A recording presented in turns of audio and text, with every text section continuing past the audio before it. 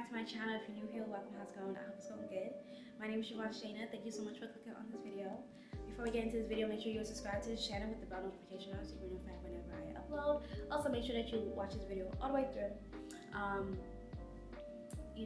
Just make sure you watch this video all the way through so you can get the most out of this video. Okay, so, also I do want to mention that I am a certified life counselor, certified counselor, Reiki master, and psychic, or energy healer, energy reader, whichever one you want to call it.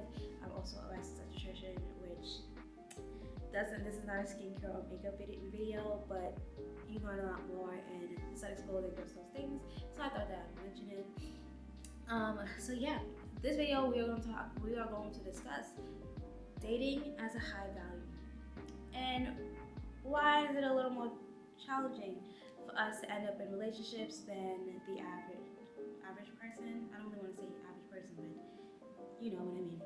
Okay, so it's gonna be kind of like a ramble kind of thing. I didn't have any like predetermined notes. I was kind of just sitting here recording videos, and I was just like, you know what, I want to record my video, and this is what the topic's gonna be about. Okay, cool. So let's talk high value. Okay, as a high value woman, you tend to have a lot more respect for yourself than the average person. You also tend to have higher standards than the average person. You tend to be used to living a certain lifestyle, higher or better than the average person. More, I would say more like comfortable than better. You know, you just tend to carry yourself, and you're used to things that the average person probably cannot obtain or keep, or if everyone could do it, then everybody would be it. You know what I mean? You know what I'm saying? Okay, cool. So because of that fact, there is not as many high value men, especially as a black woman, because if we look at it, the black males are the least educated of any demographic, and then they are also the highest that are in prison than any demographic. And then part of this had to do with, you know, the cocaine or crack epidemic in the mid-90s, I believe it was like somewhere around there. We do understand that is part of the reason why. And so a lot of black people was growing up in a household without a man, without a male figure. So that led to a lot of the trauma that caused there to be such a huge gap between the male and woman demographic in the black community. But on top of that, okay, I'm somebody who's like, okay, I understand things happen, and I do understand that trauma gets passed down from generation to generation, right? But then I also understand that you can go through trauma, and you can decide once you're an adult, not even once you're an adult, you can decide one day that you no longer want to live like that, you no longer want to be like that, right? So it's not really an excuse pleasable, at least to me. Like, I will respect you and everything, but I don't think I'm going to give you a chance with dating just because that was reality.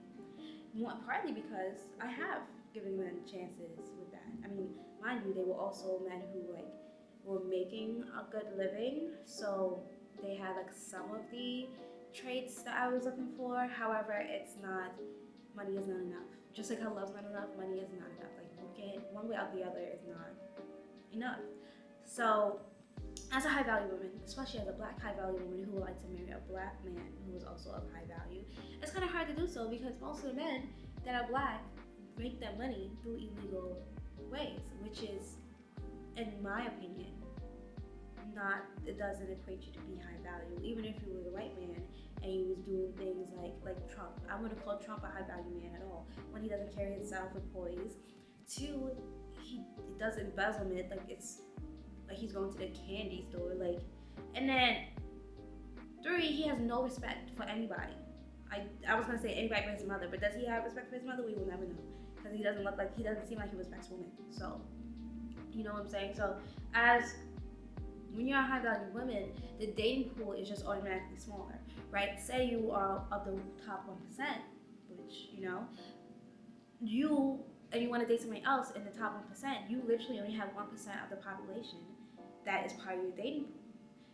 You feel me? However, also it's like if you are of the top 1%, you are probably only going to be in areas where there's the top 1%. So that's where the whole you need to have standards and stay true in your standards in all aspects of your life has to be put into place. Because if you are a high value woman, you should only be going into places that also have high value women and men. So then your whole friend group, everybody you associate with, will be of high value. And then on top of that, you can always, whenever you get invited out with somebody who is of high value, or you go, like they throw an event and there's people coming, like everybody at that event that's invited will be of the same standard as you as well.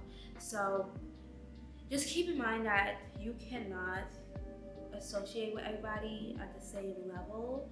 And no one's saying that you have to look down on anyone or think you're better than anyone. That's not what I'm saying. I'm just saying that just be realistic with yourself. Because when you as a high value woman, when you talk to somebody who cannot keep up, like when you talk to somebody who's not as high value or not as wealthy or as privileged or comfortable as you are, and you expect certain things because that's how you like to be treated, that's how you treat yourself, that's how you used to be treated, that's how you used to be treated, and your parents treat you like that and everything like that, like everyone in your life treats you like this, and then there's this one man who you're trying to talk to because you like him and he can't treat you like that, you're going to start to resent him. The relationship won't work out. You'll probably be traumatized, even if it's like something so minuscule to the average person that like you asked for something and he couldn't give it to you at that time. So now you feel like he doesn't love you and you're wondering why you're not enough and yada yada. When in all reality, he just couldn't afford it. But you in your mind, you can't really fathom the fact that he probably can't afford it. So then you start to question like, what's wrong with me? Because this man was broke. You know, so it's just like to save everybody the hassle and embarrassment or, you know, trauma. Like literally it's trauma that comes with it. Like dating somebody outside of your dating somebody outside of your dating pool, outside of your demographic, if you want to call it that. There's trauma that comes out of it. I'm not even saying that this man has a beach or such like that, because that is on a whole other level. Like I'm literally just saying that he cannot provide you with the lifestyle that you're used to and no desire. There's trauma behind that.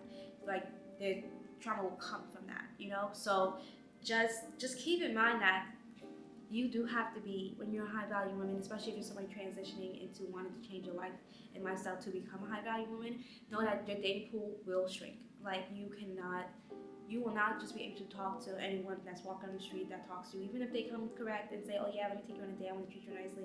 Because that man could probably take you on that day and treat you well that good that day. Maybe take you on a few dates, but is he going to be able to stay consistent with it and things like that? Does he have the same upbringing and morals and values as you and things like that? Does he see things the same way you see it? Is he still living in a victim mindset and victim mentality, things like that? Because even all those things, like even just being an educated man or just meeting a man in college and things like that, does not equate to him being high value, does not equate to him having the same values and morals as you, none of that stuff. Because boy, let me tell you, from me going to this college, you meet a lot of traumatized men, especially because it's the HBCU, so it's black men.